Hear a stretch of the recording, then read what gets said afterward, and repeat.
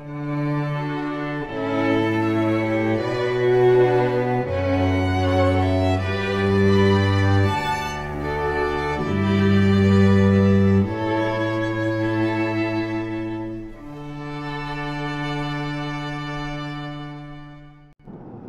we're here, we're live. We're with Patricia Fae Ho, who is the CEO? No, I'm the AAUW president. President, excuse me, president, I'll make a correction. You'd be promoting me. In the AAUW, American Association of University Women, which is a national organization. We are delighted to have you here because we want to find out all about it, what it does, and how it affects not only women, but men and the world in general. Huge organization, 170,000 members. 170,000 members and supporters, but I want to thank you, Jay. I really appreciate the invitation to have this conversation with you. I've been looking forward to it because the whole premise of ThinkTech Hawaii, I think, has been looking at the global future, looking at possibilities, and getting a whole number of members of different communities to join together in solutions. Now, is that right? Collaborative solutions? Absolutely. Okay, and I think what we want to do is to open it up and look at all kinds of issues that really contribute to our global world. So, you want me to tell you about AAUW? I do. I'd like to know about the organization and also like to know how you got involved and what where you're taking the organization now. Okay, well, I'm the AAUW president. In essence, I'm the chair of the board, and our board is the driving force in terms of offering direction, and we have a really capable CEO and a wonderful staff based in Washington, D.C. But I have to back up and say that AAUW is an advocacy and action organization. We advance equity for women and girls through advocacy, education, philanthropy, and research. And you're going to ask me, okay, so is it only people who've attended university women who can join? And our membership is open to men and women who have achieved at least 2 years of a university or college degree and who believe in that same mission of equity. Now, I think what's really interesting in that you look at our name and you say, okay, so how did that all start? And we actually are 133 years old. 1881. 1881. It was a good year. That was a good year because that was when 17 young women, college graduates, got together and determined that they should be working to help other young women, young college graduates attain higher education. And if you think, in 1881, that was a remarkable feat. It was. And so since then, the organization has grown exponentially. We've taken on more issues, even though we believe that education really is the bedrock of a democratic society. That is, people need to be educated. They need that equitable access to well-funded education, well-led education, in order to have that kind of economic self-sufficiency so that we're not all dependent on being subsidized along the way. There was an issue in 1881 about women being educated. Oh, absolutely. And there was a large constituency in the country that wanted them to stay at home. Yeah, they should, in 1881 and even the years since then, and perhaps even now, there really was no place for women in education. And the fact that it was thought that education would harm women's mental capabilities or even their reproductive capabilities, and that really was cast aside because these women emerged very strong, and we have eventually gone on to expanding through all of the 50 states, Puerto Rico, Guam, even internationally. And so we are an organization that really looks at issues that impact women and girls, but also impact families, children, the rest of our communities and the rest of society. Including men. Including men. So we have men working with us. But, you know, when we talk about pay equity, which I hope will be one of our issues, we'll see what the impact is. I want to cover those issues, but I want to get my own head straight on, you know, the role of the organization. In 1881, my goodness, you've seen it, you, meaning the organization, has seen it all. Well, actually, and we've spearheaded the need for education for women, and we are now past 125 years of our fellowships and grants. So over those years, we have awarded $100 million. We are the largest funder of postgraduate, graduate, and postgraduate fellowships for women. And these have to do with women who are pursuing their doctoral, postdoctoral degrees, women who are making transitions in their careers, women going into non-traditional fields. That's wonderful. Yeah, so we've been doing that all along, but you know, you just can't keep awarding money. Oh, and part of that goes to our international grants, fellowships and grants, so that we have worked with thousands of women in foreign countries who have these fellowships and grants, start up and finish their doctoral or other postgraduate work, go back, and they can apply for additional grants from AAUW to start these projects with the seed money that AAUW provides. Would you say that's the main, you know, the original and main focus of the organization? Education. Make sure that women get educated? Yes, education was the main focus, but along with that now, women have to live, right? So we have very strong public policy issues, and they really run the gamut, which enable women to be self-sufficient. And so you look at education in terms of equitable funding, equitable access, Pell Grant loans, affordable loans to go to college, opportunities for STEM education, because STEM will not only benefit our society as a whole in terms of the economic impact, but also for women, because that's a gateway for women to be looking at higher paying careers. And there's an imbalance there. There's an imbalance. In the pay and in the women in science. Absolutely, because we had a research done, why so few women in STEM, and we are following that up with Moving the Needle, which is looking at further research and the progress of women and girls in computer science and engineering. I think two areas where we really need that kind of growth in women.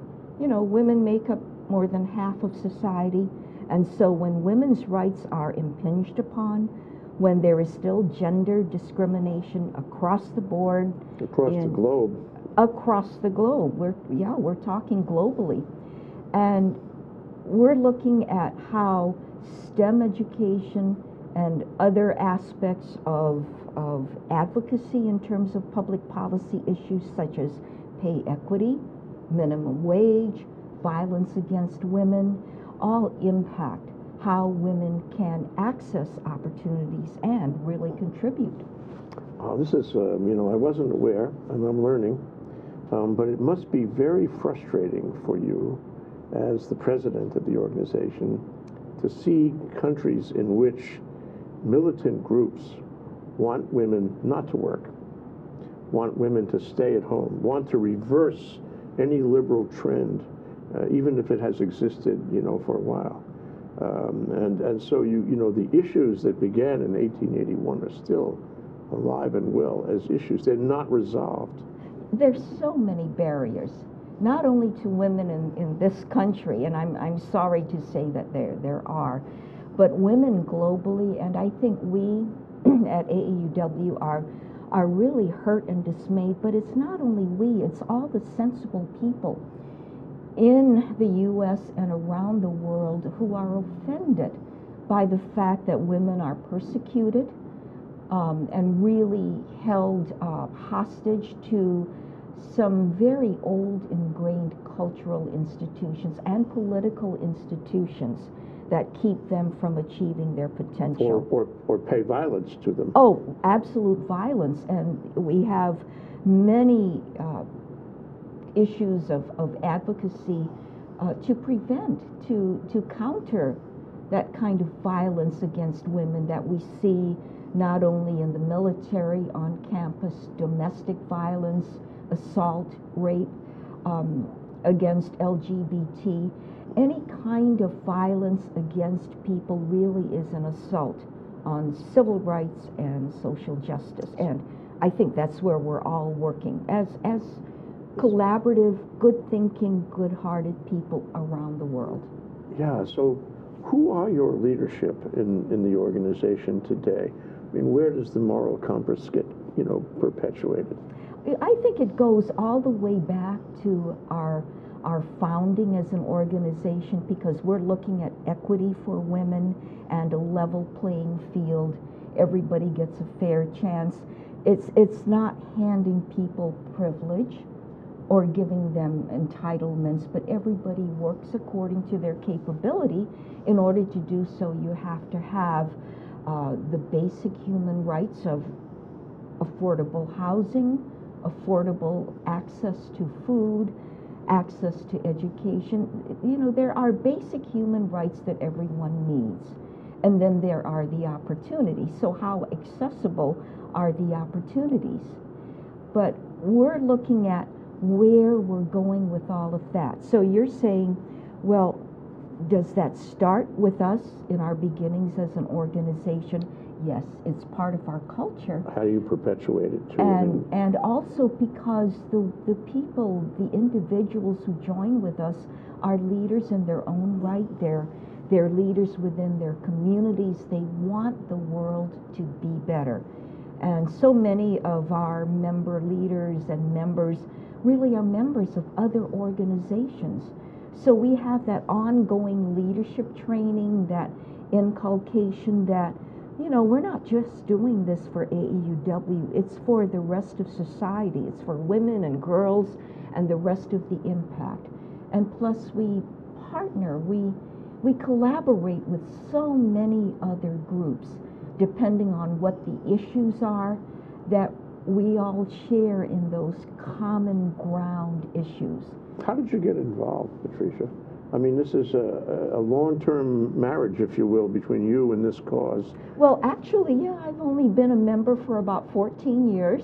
Okay. And when my husband and I moved back from England, and we had very much the global view there, having lived in the UK and traveled extensively, I decided that AAUW, when I relocated to the Boston area, and by the way, I have to say that even though this is ThinkTech Hawaii, your issues are global issues, and I'm really a Honolulu girl. I was born in Hawaii, okay. and my family is still here in Hawaii, even though I live in Greater Boston. That's great. And so how did I become involved? AAUW just grabbed me, and when I moved to the Boston area after England, I looked up one of our over 1,000 branches and joined a branch there, and really became enamored and impassioned, because I saw that this organization has so much breadth and depth in the issues that we cover, in the good that we're trying to accomplish,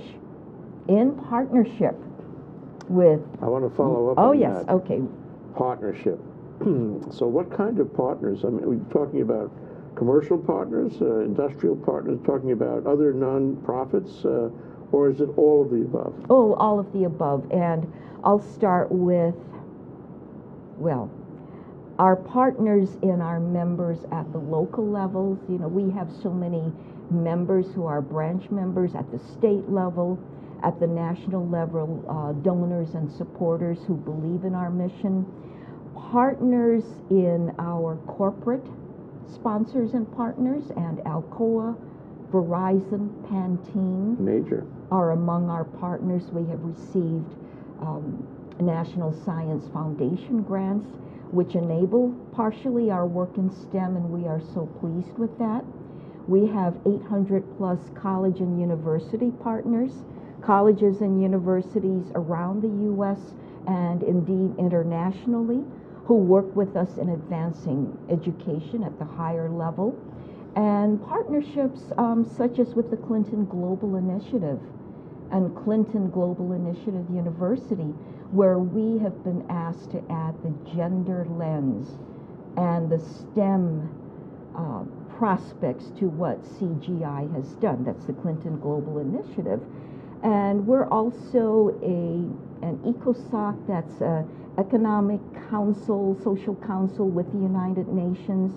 And we work with the Commission on the Status of Women Council at the United Nations level, and we go every year to the Commission on the Status of Women meetings, and we participate, we actively support CEDAW, which is the Convention against, for the Elimination of Discrimination Against Women. It's, you know, it just goes for the proposition that you measure an organization by its partners, its alliances. And therefore, when you understand that, then you go out and you test yourself against all these potential alliances, and you extend yourself that way. And it sounds like not only have you gone to find them, but they have come to find you. And so you're in a sort of global network, like-minded individuals and, you know, subsidiary organizations, which is really what makes it so strong and what makes it so admirable. Let me take a short break. Patricia Fae Ho, who is the president of the American Association of University Women, a local girl living in Boston after a very interesting time of travel in her life and spending many years in Europe. And I might say that alliances are sort of like, you know how travel broadens you? So do alliances. We're going to take a short break. We'll be right back. Hi, I'm Donna Blanchard. I'm the host of Center Stage here on the ThinkTech Digital Series. The show is every Wednesday from 2 o'clock to 3 o'clock, and I want you to watch this show because I think that when we talk with artists on the show about what they do, how they do it, and most importantly, why they do it, I believe that it resonates within each of us, and we find something inside of ourselves that brings us closer to all of humanity. That's what arts are there to do, and that's what I'm here to do on this show. That's Center Stage. It's on every Wednesday from 2 to 3 o'clock. I hope to see you there. Okay, we're back. We're live. We're here on a given Monday in the 12 to 1 block with Patricia Fae Ho, who is the president, the national president of the American Association of University Women, AAUW, headquartered in Washington, founded in 1881 with 170,000 members and 1,000 chapters around the country and the world. So it's a delight to have you here, Patricia. Thank you. And you know what, Jay, I think you could do an ad for us. I think we'll sign you up. Thank you. So I wanted to focus in a little on the advocacy side of what you do. You know, you're at the national level, you're a 501c3, which is educational. But within that, it is possible legally to be an advocate, and you are advocates, and you go to Congress and you testify and advocate for bills, advocate for bills or against bills. What kinds of issues, you know, do you get involved in? Yes, and I need to also mention that we do have a 501c4, which is a social welfare arm, which allows us to carry on very extensive lobbying and which funds our Get Out the Vote campaigns. We really advocate that members, supporters, the general community, women and men be informed and get out and vote, particularly in this very important election year coming up. Absolutely. And so one needs to be informed, get information about all the issues, and vote according to how you feel these issues can best be promoted may I just yes. suggest to you that is an ever-increasing, ever more important issue. And ThinkTech has had a number of commentaries on that point, namely that, you know, in the news these days that people see, in the newspapers they read, such as our left, you know, remaining, in the network news, you don't really get drill down policy discussions. You get weather, you get accidents, you get sports. You don't get what you need to get to vote. And so the point you make about educating people, raising their consciousness about policy points and about political issues is more important now than it ever was. We have to raise all the boats and get people interested in that and informed about it. Absolutely, and this would be individuals who really are going to be impacted by future legislation, and we all know what they are. And I think you asked me what were some of the issues that we advocate and lobby for. First of all, our 501c4 also funds our lobby corps. So we have a dedicated group of volunteers who live in the DC area, who go every Thursday to Capitol Hill, and they do lobby very specific congressmen, legislators about issues that are coming up. They are well informed, well prepared, and they are bolstered by our grassroots lobbying. So we have members across the country who receive these two-minute activist alerts, and they can run the gamut of violence against women, or the Paycheck Fairness Act, or the reauthorization of some bill or another that would impact women. And I think that's what our regular citizenry really needs to do, is to look at the upcoming issues. Now, because we have such a broad grassroots effort, we have all these members who, by the way, have their own congressmen and who go and they lobby. Even some of our states that have very adverse legislation regarding women, these intrepid members go to their congresspeople, too. And they're volunteers. And I know in one of our states, several of them, they, for Paycheck Fairness and for Equal Pay Day, they have brought chocolate cakes with maybe a segment cut out of it, 23% of it precisely, to show their congressman. Okay, so this is what women receive out of the total median wage. That is 23% less than men. Actually, now it's 22% because, according to the U.S. Census Bureau, just this past year, the Income and Poverty Report, women have gained 1%.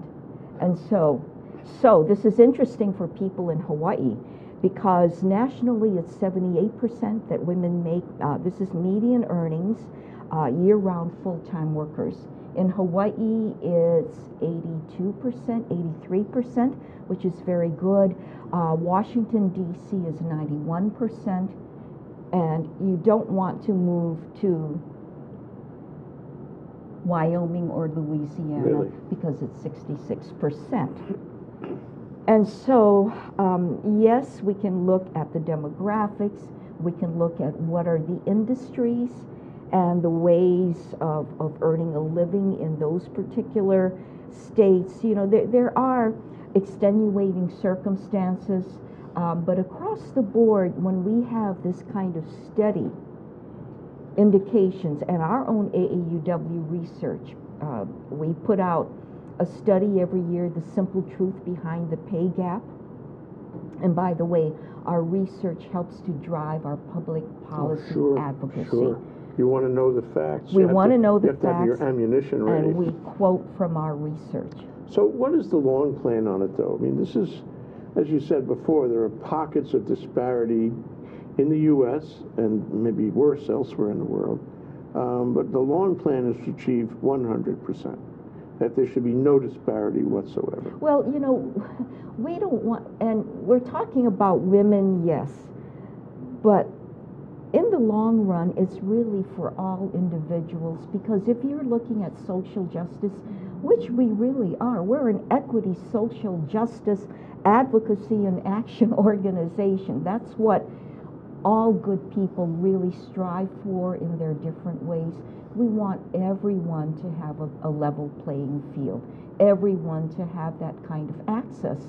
And in these days, it's women who really bear the brunt of discrimination across the board in terms of jobs, access to education, access to advancement in pay. Do you know why there's such a big deal about women CEOs? Because there are not that many of them. And so if there were more women at higher levels of STEM or other Fortune 500 companies or any other countries, or more women on boards of directors or making decisions, well, number one, maybe the direction of the decisions would be altered. There would be different lens applied to this. And maybe, and I think there has been a study done about the investment companies that have had a large number of women as their director, and by the way, as their directors, and there aren't many, believe me, there aren't many, maybe 1/3 of the women of the more women-oriented investment companies and financial institutions are. With these studies, though, and finding that there are industries that are not keeping up with the ideal percentage of improvement, say, over time. How exactly?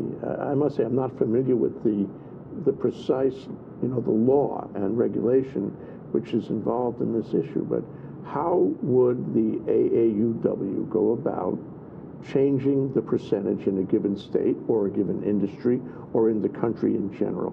I mean, what, you go down to the legislative bodies, talk to legislators, what are you asking them to do?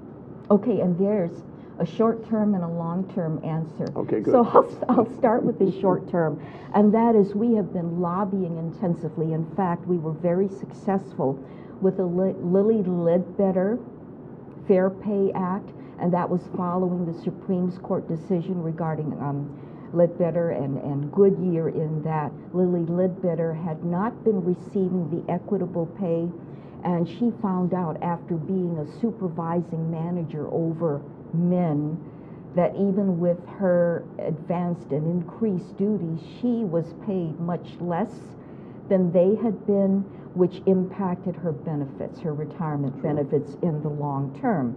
And so when this case went before the Supreme Court, it was judged that, oh, she didn't catch that at least 6 months within the issuance of her first paycheck. Now, how do you know if nobody tells you that you're being paid less? And in fact, this is a statute of limitations kind of issue. Yes, and that's what the Supreme Court called upon. So the Lilly Ledbetter Fair Pay Act, which President Obama signed into law as one of his first laws, and which AAUW was an active participant. And Lilly Ledbetter is a person that we've supported with throughout testimony in Congress. We have been with her every step of the way.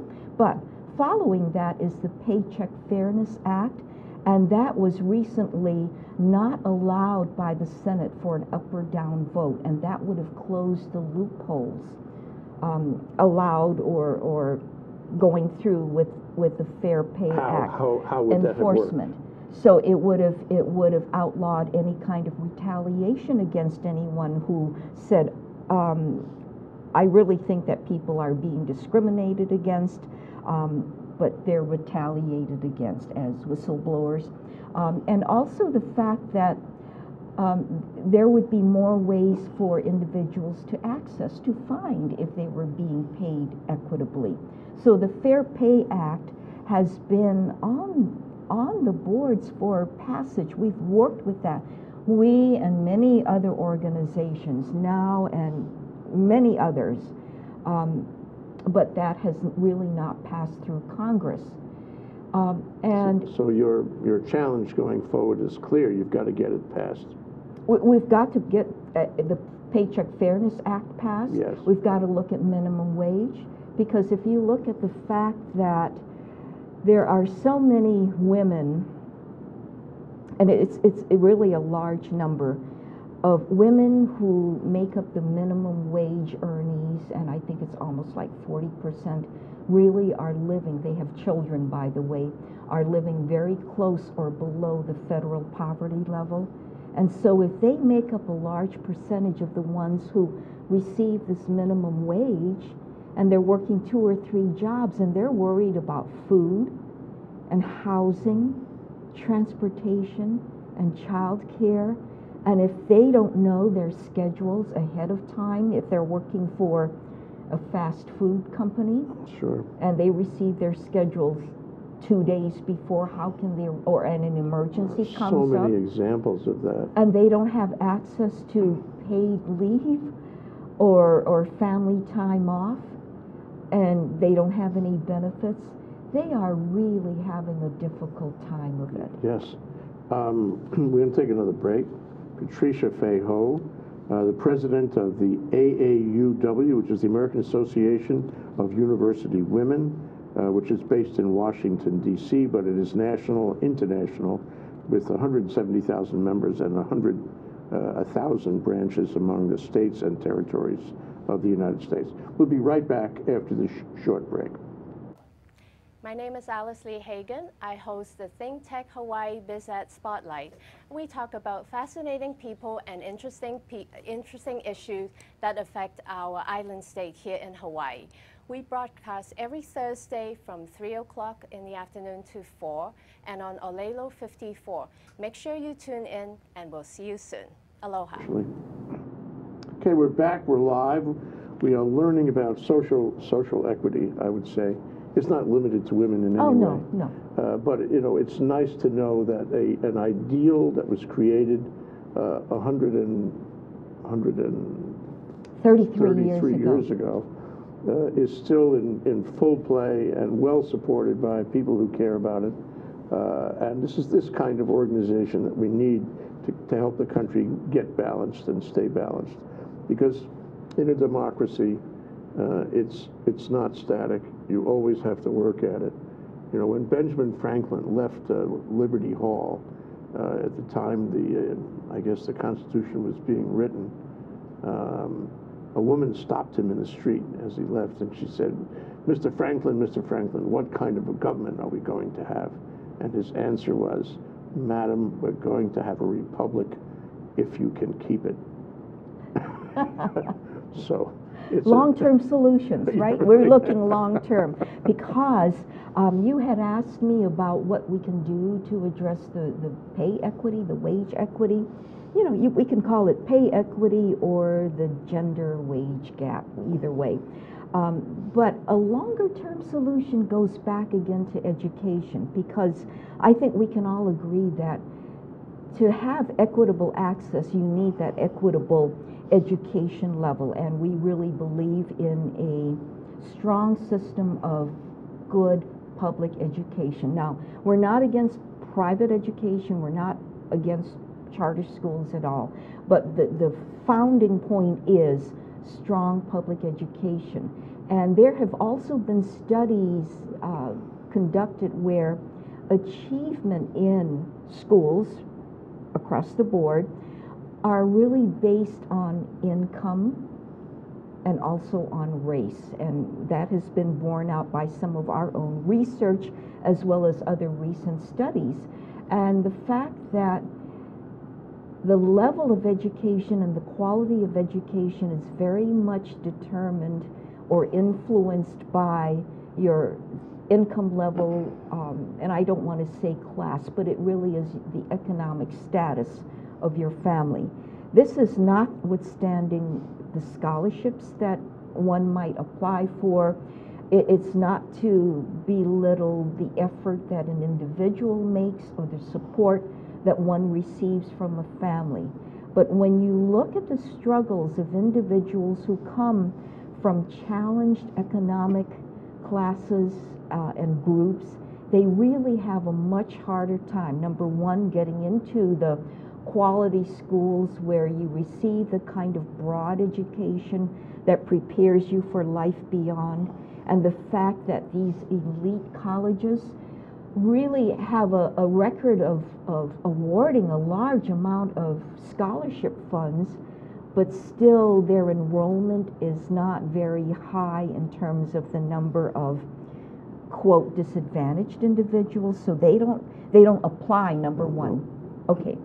We had a guest sitting in that chair a few months ago who was part of a group, a movement, if you will, in the country that feels that university is not necessary.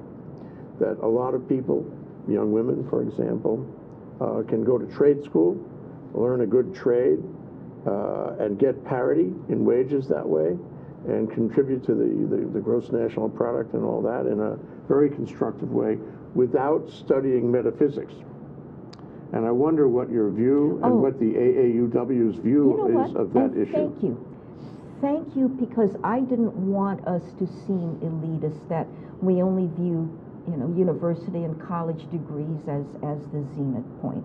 No, because part of our platform is preparing women and men to be prepared for the job market, for their careers, for their aspirations, and this is through job training, through any means in which we can help them do what they want to do and reach their potential. And in fact, one of our recent studies has to do with support of community colleges. Women in community colleges, it's entitled, because we really support the whole premise of a 2-year education. Why not? You get wonderful education. And if you so desire to go on to a 4-year degree, fine. But I think you are well prepared for STEM careers, for careers in healthcare, which is really on the cusp now, for careers in the tech industries, through a community college education. And it's really, when it comes right down to it, it's what an individual makes of himself. So Jay, thank you very much for that reminder, even though you didn't know what I was going to say. No, I didn't, but I'm loaded with questions.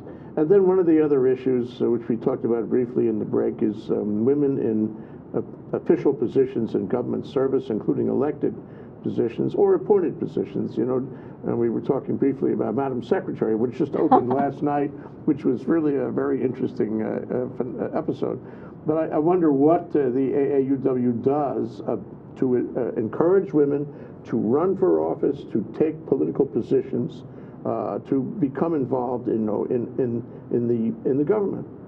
Well, with all that, we hope that our members and the women that we touch, and the men, but the women we touch would be inclined to run for office, to take that further leadership step, because that is really what we are trying to instill and develop among our women communities. And we also have a very strong reach on our campuses. We have strong campus leadership programs, and one of them is called Elect Her. Now, you didn't know that I was going to say that either, so these questions are not being fed to Jay. But we do have a program called Elect Her, and we actually collaborate with several other organizations in this, but we are essentially an AAUW program where we teach women, we train them on campus to run for student government. Good. And eventually we hope that this will feed the seed and they will go on, and we have had a large number of our young students and millennials. We do have a large constituency of millennials who are in our Younger Women's Task Force around the major cities, who run for office, who take a bigger interest in the political landscape. Now, I have to say that we're nonpartisan. We do not endorse candidates, because that would really or parties destroy. For that matter. No, yeah, that would really destroy our credibility, because we look at the issues, and it is our C4 that allows us to actively lobby on issues. But you do want to bring new blood. You do want to democratize the involvement of the population in government. I mean, I worry about that. I worry that the group who actually runs the place is smaller and less representative, and we want it to be larger, if you will, and more representative. We want the average American to feel that, yes, he can take his life into politics, he can take his life into government, and he will be able to affect change that way. Well, yeah, and not be jaded, though, because I think when you look at the voter turnouts, it's really dismal. Now, why can't we have 85% as they did in Scotland, right? You know? And they made the right decision, in my opinion. But that's the whole purpose for our Get Out the Vote campaign, for our voter education.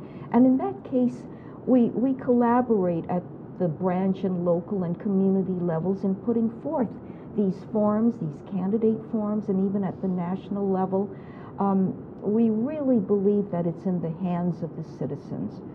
And we hope that it's the citizen action, but it has to be well-informed citizen Absolutely. action. And I think you and I agree on that. It's how to get people out to the vote, but with their minds intact, Right.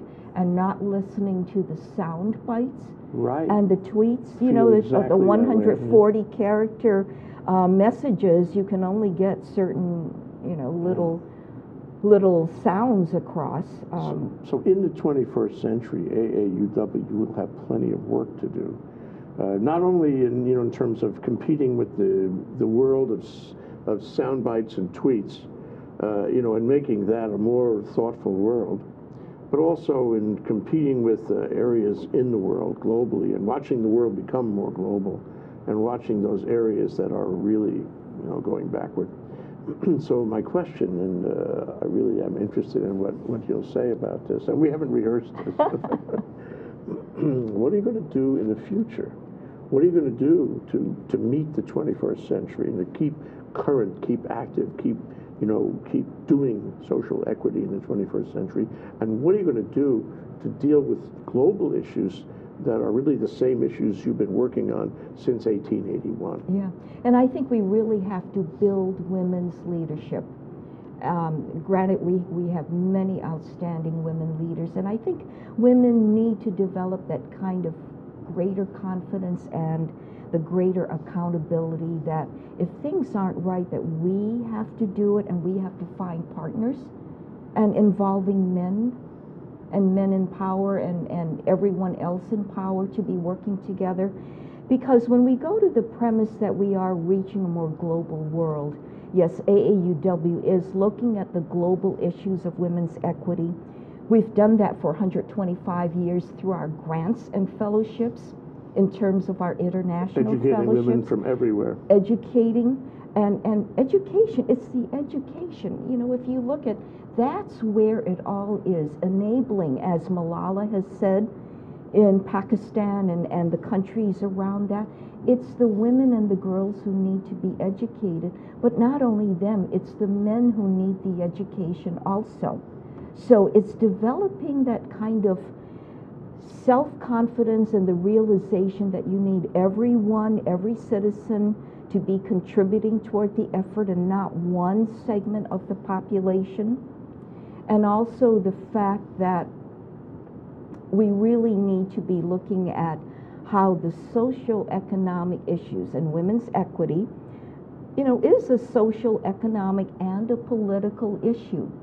So how that all interacts with the greater technical growth, because I know ThinkTech originally began as ThinkTech Hawaii. How can Hawaii and the rest of the Pacific Rim countries look at how we can become further advanced? How can we solve our problems technically using technology?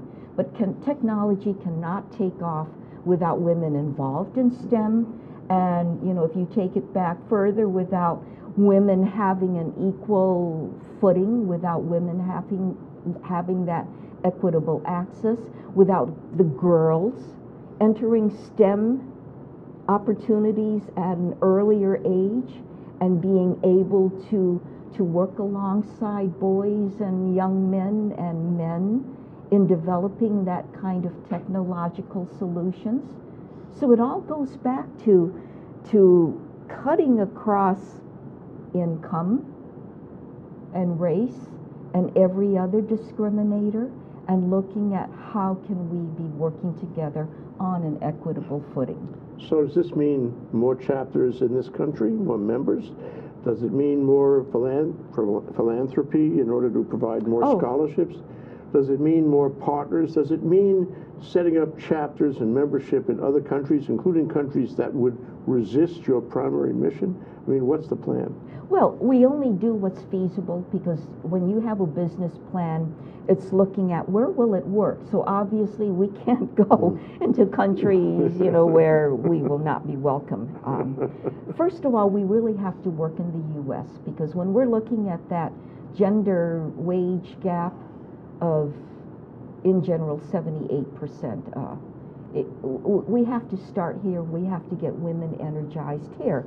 But it's also lending support, and we already are, to women globally, through our fellows, through our college and university partners. But also, as you say, so do we build more chapters? Yes, we have branches. We call them branches, and we have 1,000 plus throughout the continental U.S., in Hawaii. And by the way, we have 8 in the Hawaiian Islands and 3 on Oahu, and I'm a member of all 3 branches here. We are well endowed here, then. We are well endowed, and they're very active, really wonderful branches here working for equity. That's great. And so we hope that our members will look into our AAUW branches here in Hawaii. Look up AAUW Hawaii. And do we have our website listed? No, tell them where they well, can go, if how you they want can to, sign up, yes, and so yes. forth. So we are at www.aauw.org. And please look us up, because we can tell you all about our research, our lobbying efforts, our advocacy, our education, and the many different programs that we have to advocate for equity for women, girls, and social justice for the rest of the world. Well, you can't do better than that. So that's Patricia Fae Ho. She's the president of the American Association of University Women. Its headquarters is in Washington, D.C., and she lives in Boston. But her heart is in Hawaii, because she's a local girl, and active with the 8 chapters, 8 branches that are here. 8 branches in Hawaii, yes. This is really fabulous. And I think for Hawaii, it's so important to be associated with, involved with an organization like this. This connects us, and this keeps us at the front edge of things, and makes us connect with the mainland and with social justice in general. So for Hawaii, this is a great organization. What's the website again? AAUW.org. Check us out and join us. Thank you, Patricia Fae Ho. It's been great to talk to you. Thank you so much, Jay. Aloha. Thank you very much.